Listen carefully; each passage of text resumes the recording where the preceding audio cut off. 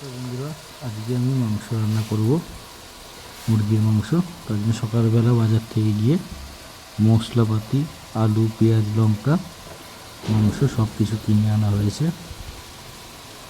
প্রথমে মশলাগুলো রেডি করে আলাদা করে নেওয়া হয়েছে, তারপরে সবজিগুলো কেটে, তারপরে মাংস ধুয়ে মাংসের মধ্যে হলুদ, লঙ্কার গুঁড়ো, লবণ আর ধনের গুঁড়ো দিয়ে রেডি করে রাখা হয়েছে।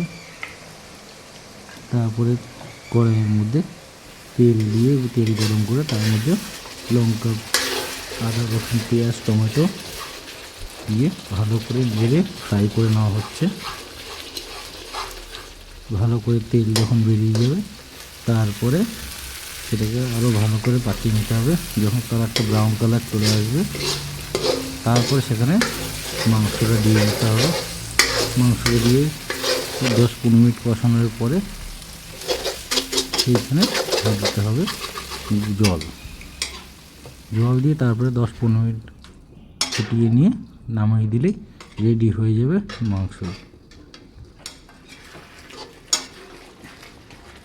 তারপরে অনেকক্ষণ ধরে ফোটানোর পরে ভাত বসিয়ে, আজকে ভাতের মধ্যে 2-3টে ভাত করা হয়েছে। ভাতের মধ্যে 2-3টে